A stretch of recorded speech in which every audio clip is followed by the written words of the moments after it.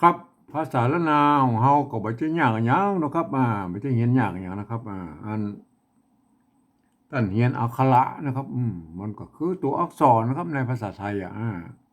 เรียนไม้เนี่ยมันก็คือสระนะครับเห็นไหมเอาสองอย่างนี้มาผสมกันตามหลักการของภาษาละนานะก็บ่ยากครับบ่ยากมันที่มันเรื่องมันยากนะมันก็คือว่าที่เฮาจะเอาไปอวดอู้ให้คนอื่นได้ฮู้หันตัวเฮานี่ก็อันนี้มันยากกว่านี้แหละครับเพราะว่าภาษาละนาวของเฮามันเป็นภาษาที่มันตายไปแล้วนะครับมันไม่ได้ใช้ในทางราชการมาเมินแล้วนะครับเห็นไหมเพราะฉะนั้นคนที่เปิ้นอ่านออกเขียนได้เนี่ยมันมีน้อยครับมันมีน้อยครับเพราะการที่เฮาจะเอาไปโชว์ให้คนอื่นได้รู้หันตัวเฮานี่นะครับอันนี้เนี่ยมันยากกว่านี้แล้วครับเห็นไหมเฮาก็มีวิธีการเนาะเฮาจะต้องใช้อันภาษาอื่นๆมาเทียบเคียงเป็นภาษาของเฮาที่เพิ่นฮ้องว่าปริวัตินั่นแหละครับเห็นไหมเนี่ย อันภาษาที่มันใกล้ๆอันภาษาอันละนาวเฮาหน่อยก็คือภาษาไต้เนาะภาษาไทยน่ะนะมันเกิดมาจากที่เดียวนะครับคือที่ป้อขุนรามคำแหงที่เดียวนี่นะอันอันมันแยกไปทางใต้หน่อยมันก็เจ้าอโยธยาเพิ่นก็เอาไปแปลงอักษรไทยแล้วก็เนี่ยมันแยกมาทางเหนืออันเปิ้นก็เอามาแปลงเป็นอักษรละนาน่ะเนี่ยมันแยกไปตามสายมันเนี่ยนะ อันภาษาสองภาษาเนี่ยนะภาษาไทยกับภาษาละนาเนี่ย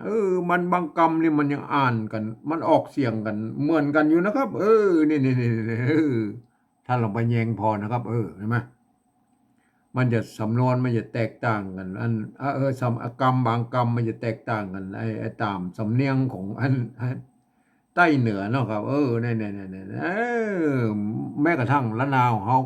มันยังมีถึง4-5เผ่าพันธุ์ไม่ใช่ว่าเหมือนกันนะครับไม่ใช่สำเนียงเหมือนกันนะครับแต่ยวนแต่ลวดแต่ลือแต่เขินแต่ยองเห็นไหมมันก็แตกต่างกันไปนิดๆเห็นไหมก็ฟังกันรู้เรื่องอยู่นะครับเฮาก็ฟังภาษาไทยรู้เรื่องอยู่นะเนี่ยมันเป็นอย่างนั้นนะครับเห็นไหมครับก่อนที่เฮาจะเอาภาษาไทยน่ะมาปฏิวัติเขียนเป็นภาษาอัน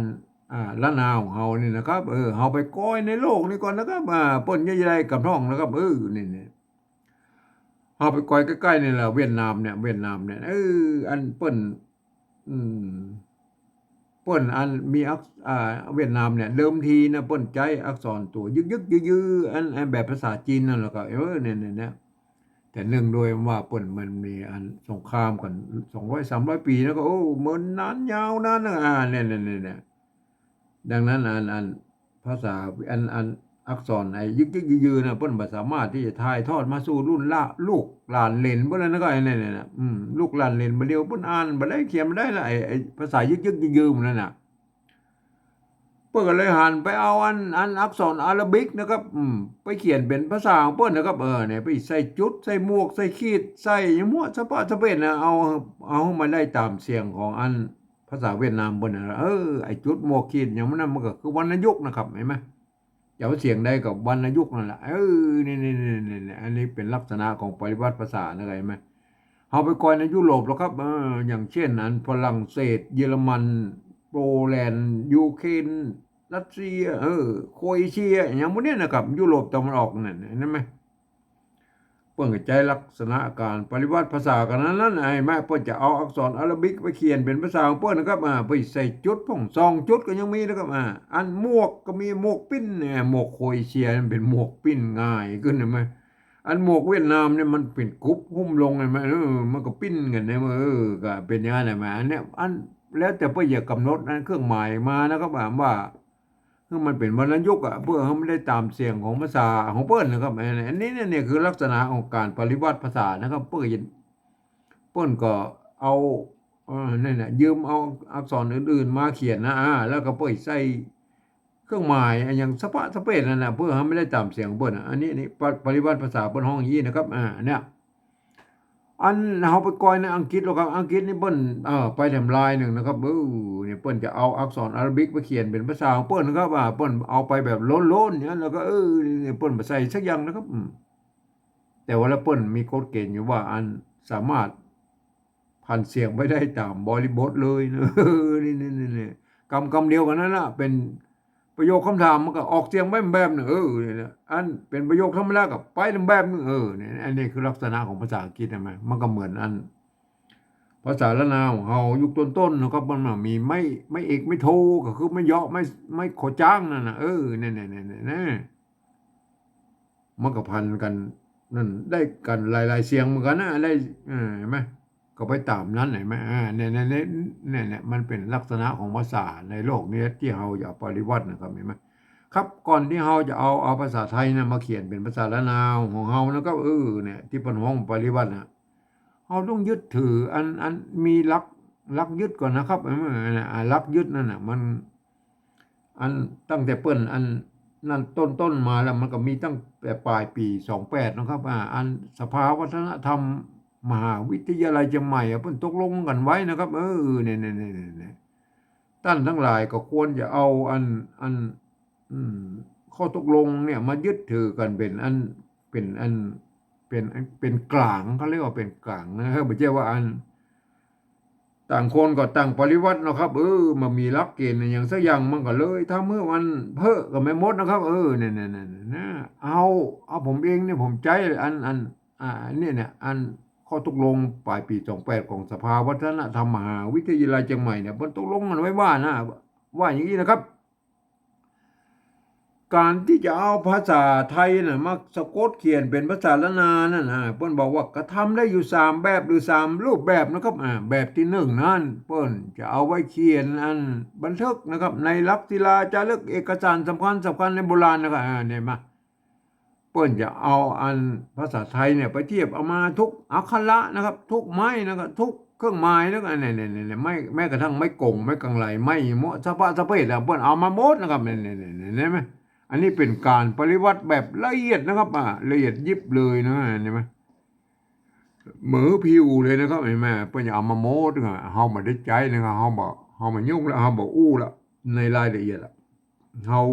เฮามาได้ใจเฮาเอาแค่แบบที่สองนี่ก็พอนะครับแบบที่สองเนี่ยเปิ้นว่าอย่างนี้นะครับเปิ้นบอกว่ายืมมาอักษรไทยนะครับมาปรับเทียบเพื่อเป็นอักขระล้านนาทั้งบนปูนนี่แล้วก็ประกอบกรรมขึ้นมากับแบบภาษาไทยผสมผสานกันไปเห็นไหมบางครั้งไม้หรือสระมันมาตรงมาตัดกันนะของไทยของล้านนาเนี่ยมันมาเหมือนกันนะเปิ้นบอกว่าคือบูแล้วนะกำชับได้คือหน้าตามมันออกแบบไทยๆนะครับเห็นไหมแต่เวลาอ่านนั่นนะท่านต้องนึกถึงว่าโอ้อันนี้เป็นอักขระล้านนาเนี่ยอันเนี่ยอย่างเอี้ยเนี่ยอันเนี้ยท่านเห็นว่าเป็นมอม้าหน่อยภาษาปฏิวัติแบบที่สองเห็นไหมอันนี้เวลาประกอบในอันภาษาอันอะไรปฏิวัติแบบที่สองเนี่ยท่านต้องอ่านไว้ตัวนี้เป็นตัวมะนะครับตัวมะเนี่ยคนทั่วไปมาอ่านอันมันจะเข้าใจผิดนะครับบางคำมันก็ออกเสียงเหมือนกันเยอะนะครับแต่บางคำเนี่ยมันจะอันออกเสียงแตกต่างกันไปนะครับเนี่ยมันผิดเพี้ยนกันไปเพราะฉะนั้นมันจะเผลิดเจือจ้านะครับเพราะฉะนั้นคนทั่วไปเนี่ยเขาไปอ่านในแบบที่สามนั่นเดี๋ยวเขาก็โอ้มคำไอ้แบบที่สามนะแบบที่สองมันว่าอย่างนี้นะครับแบบที่สองมันว่าเขามาดูแล้วนะเอาตัวมอม้าเนี่ยมาเทียบมาเป็นตัวมะเนี่ยไม่กี่อันนี้ไม่กี่นะครับไม่กี่ใช่ไหมอันไม่กี่เนี่ยไม่กี่สระอีใช่ไหมสระอีเขาไปดูอันไม่กี่โบราณนะครับไม่กี่โบราณนี่มันเดี๋ยวนี้มันก็มีคนเขียนกันหลายแย่อย่างนะอันนี้โบราณยุคต้นๆหน่อยว่าอันเนี่ยเปลือกใช่ไหมอันนี้เปลือกนะเปิ้นเขาว่าเปลือกนะอันนี้ตัวขาไม่กี่อันนี้ไม่กี่ใช่ไหมขี้มันมีไม่ขอจ้างอ่านว่าขี้นะมันขี้เล็กใช่ไหมขี้เล็กนะครับอันว่าไม้กี่ไหนแม่เปิ้นยังมีไม้กี่เนี่ยแล้วตัวไม้กี่น่ะเรามาขีดอันอยู่เนี่ยข้างๆเนี่ยขีดอยู่ขีดหนึ่งเป็นไม้กี่นะเนี่ยเป็นไม้กี่อันตั้งแต่โบราณยุคต้นๆน่ะเดี๋ยวเปิ้นจะมีเปิ้นก็จะเขียนเป็นอย่างอื่นก็ยังมีหลายแบบอยู่นะแต่ท่านก็ดูแบบไว้นะครับอันนี้คือไม้กี่โบราณเปิ้นเขียนเนี่ยไม้กี่แล้วก็เอาขีดข้างๆเนี่ยนะคือไม้กี่นะครับท่านก็โปรเข้าใจนะครับ เปลือกขี้เล็กเนี่ยมันเป็นอย่างนี้นะครับท่านกระโปรงเข้าใจนะอันนี้มีนะเนี่ยมะไม่กี่มีนะก็มีไทยกับไทยเหมือนกันนะได้เสียงเหมือนกันนะบางคำมันก็อันภาษาไทยภาษาละนามันก็เสียงเหมือนกันอยู่แล้วครับเนี่ยมันเกิดมาจากที่เดียวกันแล้วครับก็คือพ่อของเราก็แหงเนี่ยเห็นไหม อันมันก็บางกรรมมันก็เหมือนกันอยู่นะครับมาเลยแตกต่างกันเป็นบางกรรมนะฮะสำเนียงไหนมาเฮาก็ว่ากันไปนะอันที่แตกต่างเฮาก็ปฏิวัติกันไปนะครับต่อไปนะครับ อันนี้เงินนะครับไม่เก๋อันนี้ไม่เก๋ตรงงะงะไม่กี้ไม่กี้ตัวหน้าตัวหน้าเงินเงินอันนี้ก็เงินนะอันนี้ก็เงินนะเห็นไหมเงินเห็นไหมอันนี้ตัวอันนี้เราไม่เก๋ตัวปะตัวปะตัวหน้าหางหน้าเห็นไหมเป็นอันนี้เป็นนั่นเนี่ยเป็นนั่นเนี่ยบางคนมาเขียนเป็นอีมาสอบใส่ไม่ซัดหรอกครับไปพ่อโบราณบอกว่าเพื่อเขียนอย่างไรนะครับเป็นนะนี่นะมันจะเขียนไปเลยนะเนี่ยเป็นนะเป็นโบราณเนี่ยเป็นใช่ไหมเนี่ยไหมเนี่ยอันเป็นโบราณเนี่ยไม่เกตัวปะตัวหน้าใช่ไหม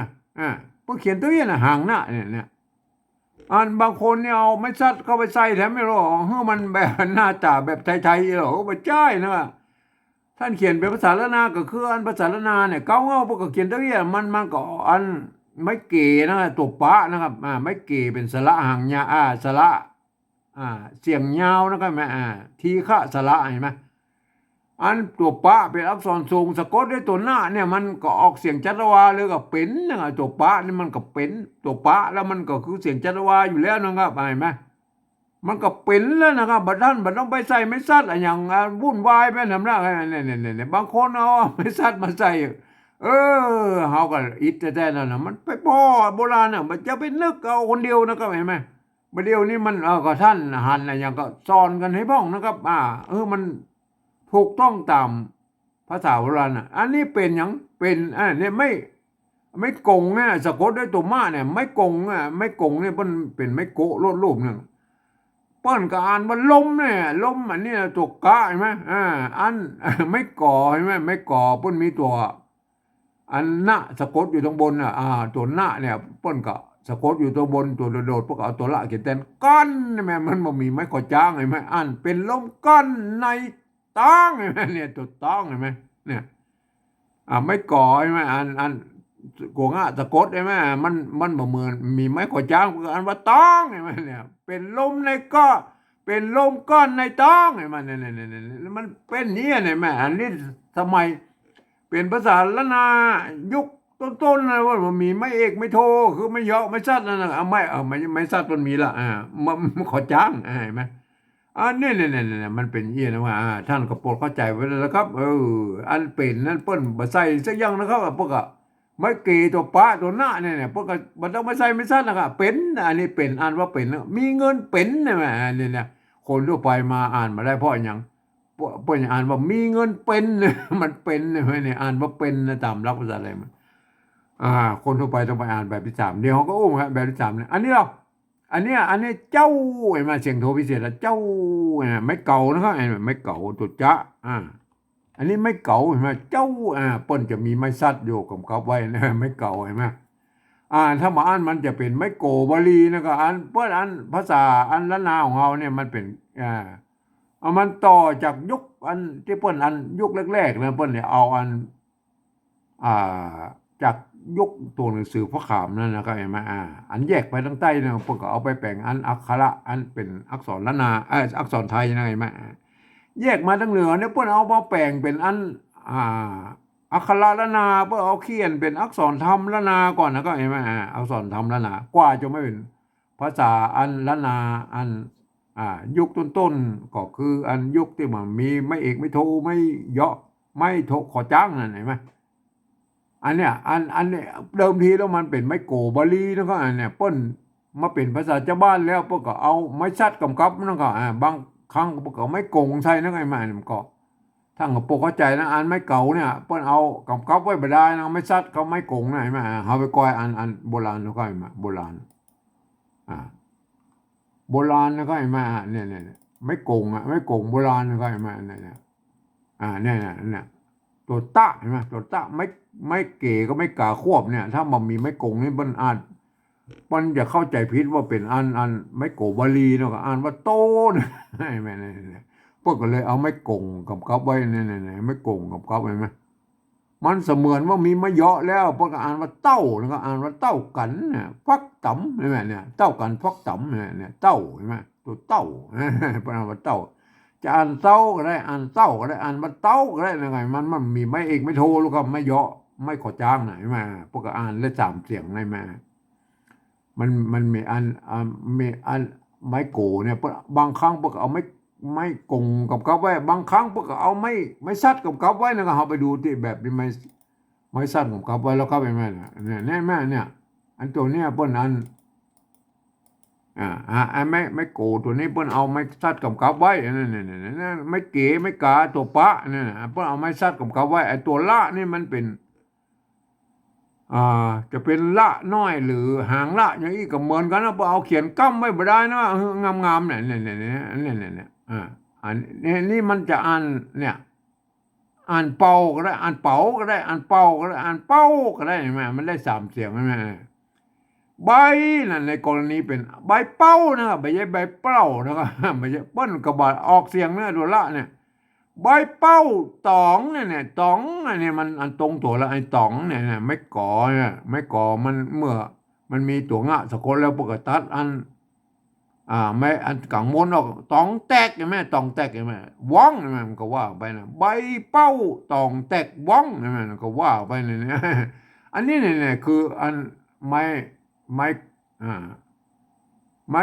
โกบาลีเนี่ยเพิ่นเอามาแปลงเป็นไม้เก่าเนี่ยมาเพิ่นก็เอาไม้ซัดกับไว้หรือไม้กงเลย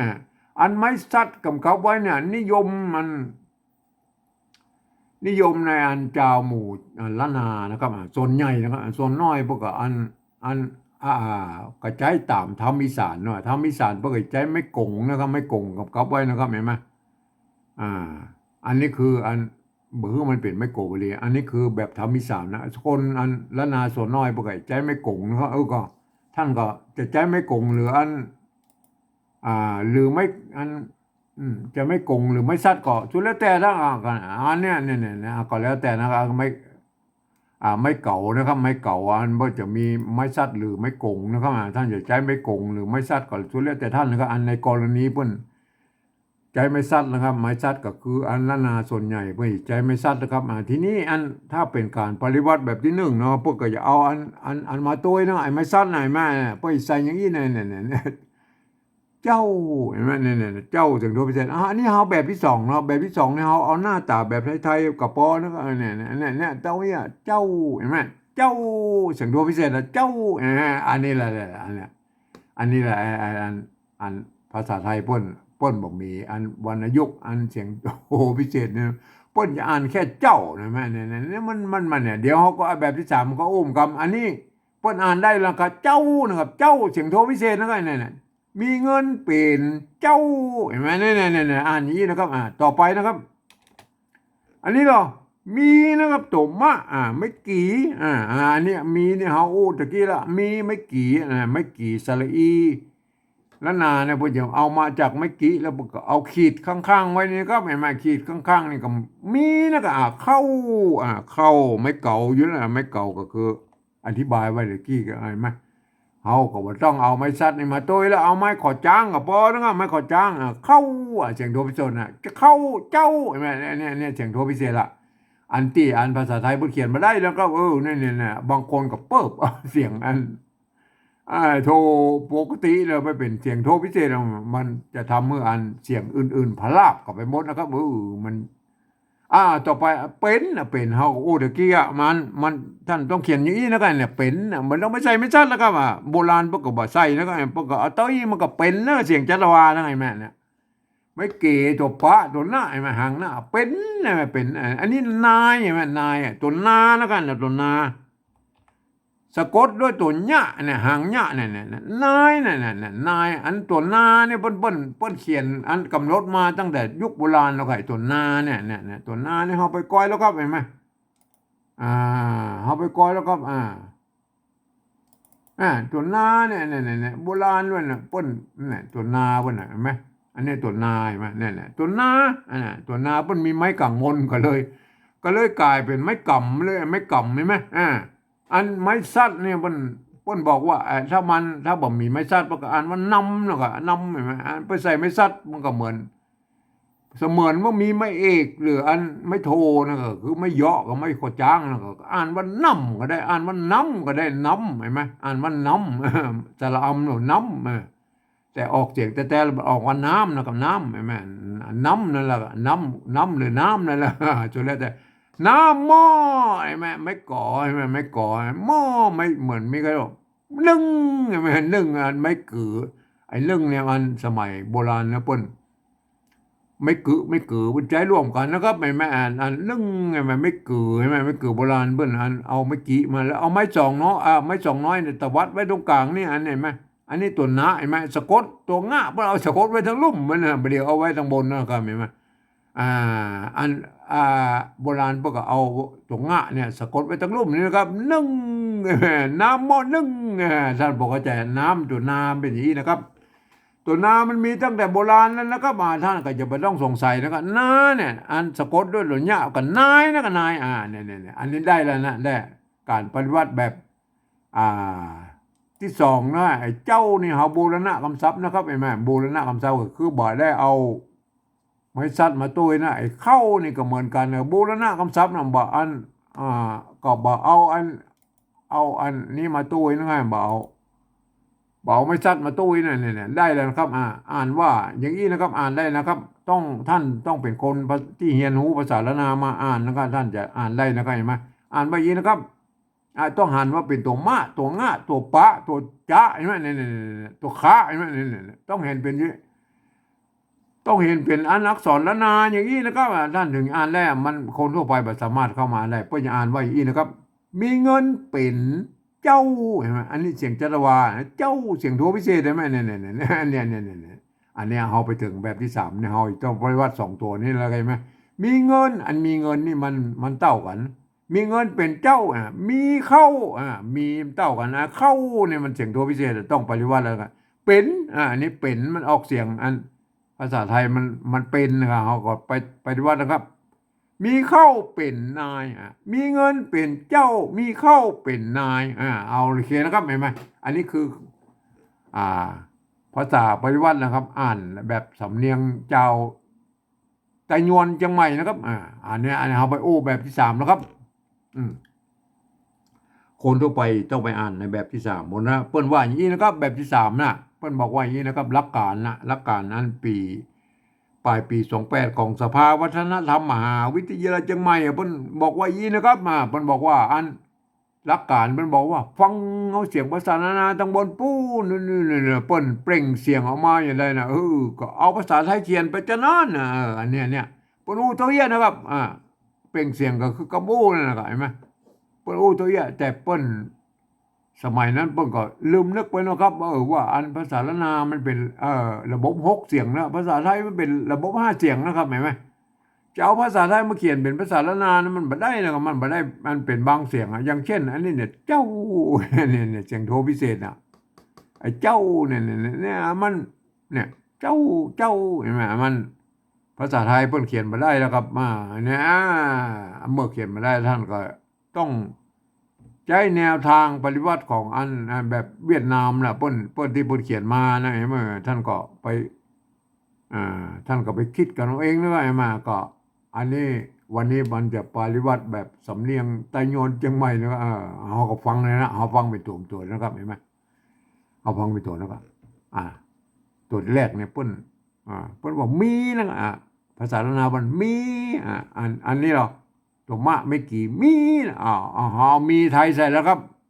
เอามอมาสระอีพวกอันว่ามีมันเต้ากันใช่ไหมมีเนี่ยมีมันเต้ากันนะก็เต้ากันเขาก็ไม่ต้องมายุ่งก็เขียนไปนะครับเห็นไหมอันนี้เราตัวที่สองเนี่ยเงินเงินใช่ไหมเนี่ยเงินอันนี้เราตัวงะใช่ไหมตัวงะพวกอันมันเงินเหมือนกันเอาบอกพอแล้วทางบนเอาเงินไทยใส่แล้วก็เอาเงินเอาเงินภาษาไทยเขียนใส่แล้วครับมันเต้ากันมีเงินเต้ากันแล้วเต้ากันแล้วอันเต้ากันนี่เฮาบ่ต้องยุ่งอันนี้เราตัวเนี้ยตัวที่สามเนี่ยเปิ้นว่าเป็นแล้วก็เป็นอันนี้เนี่ยอันนี้ออกเสียงจัตวาแล้วครับอันในภาษาล้านนาเป็นเป็นเสียงยาวๆนะครับเป็นยาวๆถ้าเป็นอันไตลือตังอันแป้น่านพะเยาลำปางเพิ่นนะครับเพิ่นก็ออกว่าอั อันเสียงจัตวาเนี่ยไปออกอันต้นๆมันก็จะเป็นเสียงจัตวาน่ะปลายๆแล้วมันจะโม้นขึ้นไปปุ้นใกล้ๆเสียงตีน่ะมานะเพิ่นออกว่าเป็นเป็นสั้นๆนะครับห้วนๆเป็นเป็นมันเป็นเป็นมันเป็นเยอะแล้วก็อันนี้นี่คือเสียงสำเนียงไตลื้อตั้งลำปางแป้น่านพะเยาพุ่นเนี่ยมันเป็นอย่างนั้นแล้วก็เป็นเฮาอันนี้เฮาอู้ถึงสำเนียงไตยวนเชียงใหม่แล้วก็อันนี้เปิ้นเอาว่าเป็นเนี่ยเสียงยาวๆเป็นเนี่ยแม่เปิ้นลากยาวๆหน่อยไอ้เจ้าไตยวนเชียงใหม่นะมันยันๆหน่อยเป็นอันนี้หรออันนี้ไม่เก๋ตัวปะเป็น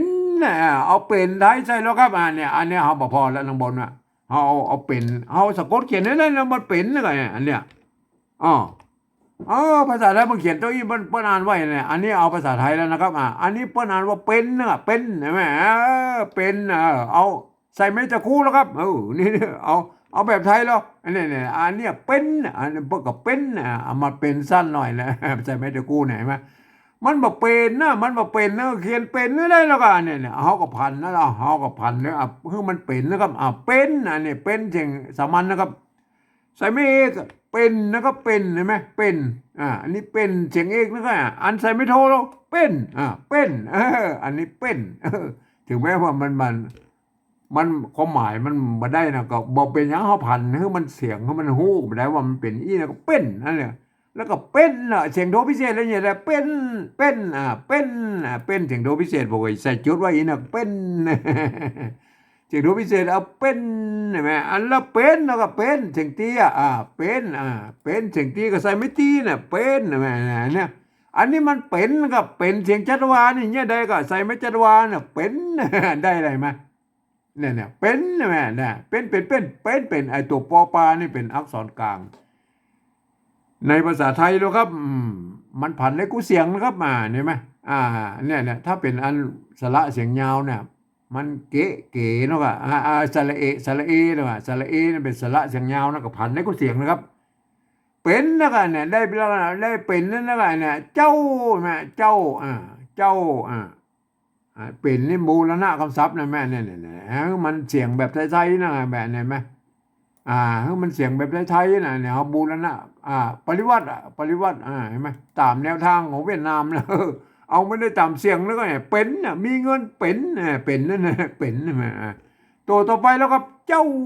เสียงโดพิเศษเจ้าตัวจ้านะเจ้าอันนี้เหรออันนี้ก็ตัวจ้านะก็ไม่เก่าตัวไม่ขอจ้างเจ้าเอาเจ้าเอ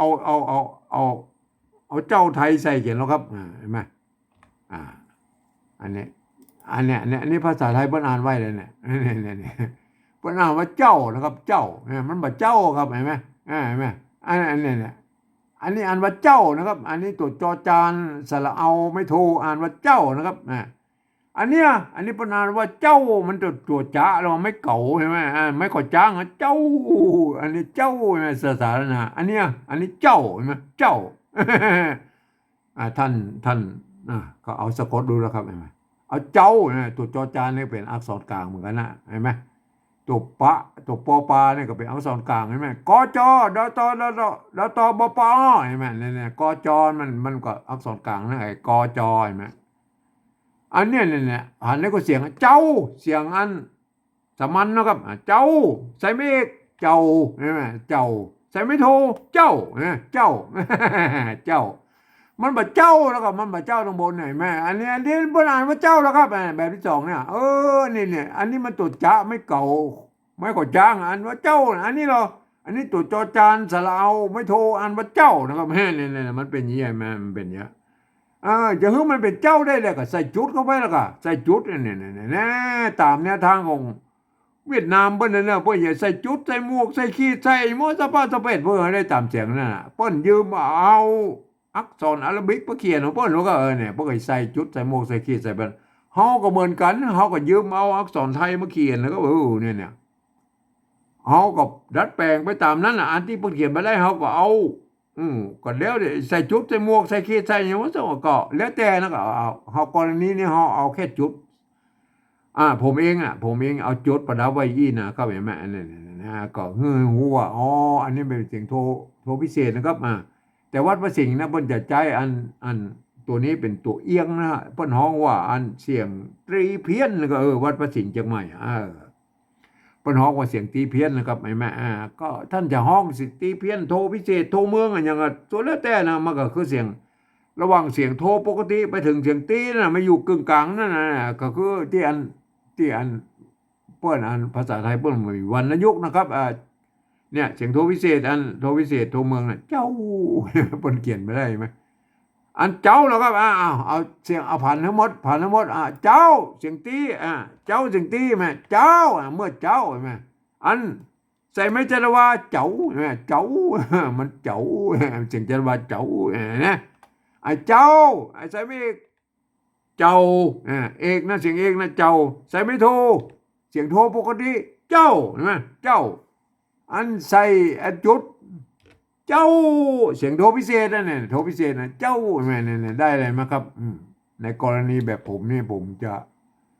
อันใจอันจุดประดับไว้อีนะครับหูไว้ว่าอ๋ออันนี้คือมันอ่านออกเสียงโทพิเศษนะครับแม่เนี่ยเจ้า อย่างนี้นะครับอันนี้แหละคือการปริวัติอันมันได้ตามเสียงของภาษาละนานะครับเห็นไหมได้นะครับมีเงินเป็นเจ้า เห็นไหมอันนี้มันต้องอ่านว่าเป็นตัวจะใช่ไหมมีเงินเป็นเจ้า มันต้องอ่านแบบภาษาละนาอันนี้มันต้องอ่านแบบภาษาไทยครับมันเนี่ยเอาภาษาไทยมาเขียนแล้วก็เนี่ยนะท่านต้องมีจุดนี้อ่านออกเสียงโทพิเศษครับมีเงินเป็นเจ้าเห็นไหมเนี่ยเข้าใจนะครับเห็นไหมตัวต่อไปแล้วก็มันมีปัญหาแล้วมีไทยประกอบอันเดียวกันแล้วก็มีเข้าละเสียงโทพิเศษแล้วครับเขาพิเศษได้ไหมอันมั่งเหมือนเจ้าเนี่ยเจ้ากับเข้าเนี่ยเหมือนกันนะเห็นไหมอันก็เอาใส่ไม่โทไปแล้วก็ใส่จุดไว้เนี่ยเห็นไหมจุดไว้เข้าเสียงโทพิเศษอธิบายแล้วไหนเสียงโทพิเศษนะครับแล้วก็เป็นใช่ไหมอันนี้ก็เป็นอันนี้ก็อธิบายแล้วเอาไม่สระอีเอาเป็นไทยใส่เนี่ยใส่ไม่จัดว่าเพื่อนเนี่ยเป็นใช่ไหมเป็นนั่นก็เป็นใช่ไหมอันนี้เป็นมีเข้าเป็นอันนี้นายเห็นไหมนายอันนี้ภาษาละนานายอันปฏิวัติแบบที่สองก็นายเอานายใส่แล้วครับอันนายบทเขียนเหมือนกันไอ้นายไหมนายเขียนเหมือนกันเขาไม่ต้องยุ่งเขายุ่งเฉพาะอันที่บทเขียนมาได้ก็เข้าก็เป็นเนี่ยปฏิวัติมันตามแนวทางของเวียดนามนะเอาไม่ได้ตามเสียงนะไอ้แม่นะก็ได้เลยมาเนี่ยเข้าเป็นเป็นเสียงจัดวายมันเนี่ยแม่นเย็นไหมเอาได้แล้วนะครับแบบภาษาปฏิวัติแบบที่สามนี่นะครับเห็นไหมก็มีหลักการอยู่ว่าอันเนี้ยถึงแม้ว่าอันนี้เป็นสำเนียงเชียงใหม่ตะยวนนะครับเห็นไหมถึงแม้ว่าท่านจะเป็นฝรั่งมังค่าลูกที่ไหนมานะครับเนี่ยมาเรียนภาษาไทยมาเรียบร้อยแล้วท่านก็อ่านไปตามหลักการของภาษาไทยนะเนี่ยยกเว้นนะครับมีข้อยกเว้นคำที่มีจุดนี่อ่านออกเสียงโทพิเศษนะครับโทเมืองนะเจ้าไอ้แม่เข้ามันเป็นยังไงมากรรมที่มันมีไม้จัตวาอย่างอีกก็ออกเป็นเสียงจัตวานะครับเนี่ยมันเป็นอันนะกรรมที่เป็นอยนะครับอยเนี่ยเป็นพยัญชนะต้นคืออ่านเป็นเสียงยอยักษ์ไทยนะครับเห็นไหมกรรมที่เป็นยอยักษ์ตัวเดียวคืออ่านเป็นเสียงยอยักษ์ละนานะครับเห็นไหมเนี่ยท่านอ่านแล้วท่านจะได้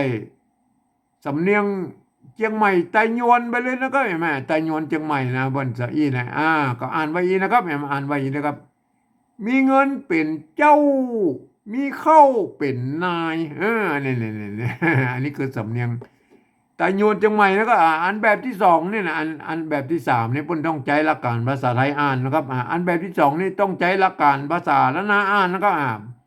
ต้องนึกถึงว่าอันนี้เป็นตัวมะตัวงะนะครับตัวปะนะตัวจ้าใช่ไหมเนี่ยต้องเห็นเป็นภาษาละนานะครับก็อ่านกันได้อย่างนี้นะครับอ่านกันได้นี่มีเงินเป็นเจ้ามีเข้าเป็นนายอันนี้คือสำเนียงไตยวนเชียงใหม่นะครับเนี่ยเห็นไหมอันภาษาละนาพวกก็เกียนกันได้ส่วนใหญ่แล้วก็เกียนกันได้อย่างนี้นะครับเนี่ยแต่ก็ยังว่านะมันก็ละนาเขามันมีหลายเผ่าพันธุ์นะครับไตยวนไตลั่วไตลื้อไตเคินไตย่องนี่เห็นไหม บางคนไอ้ไม้เก่าเนี่ยอันนี้ไหมอันส่วนใหญ่แล้วไปใจไม้สัตว์กับเขาไว้มือเป็นไม้โกบลีนะบางที่บอกว่าใจไม้กงเนี่ยว่าก็มันก็แตกต่างกันไปนะมันก็ว่ากันไปนะครับอันอื่นๆมันก็คล้ายๆกันนะครับมาใหม่ไหมมันก็เหมือนกันนะมาแต่พวกก็อ่านกันออกได้นะครับอ่านว่ามีเงินเป็นเจ้ามีเข้าเป็นนายอันนี้คือ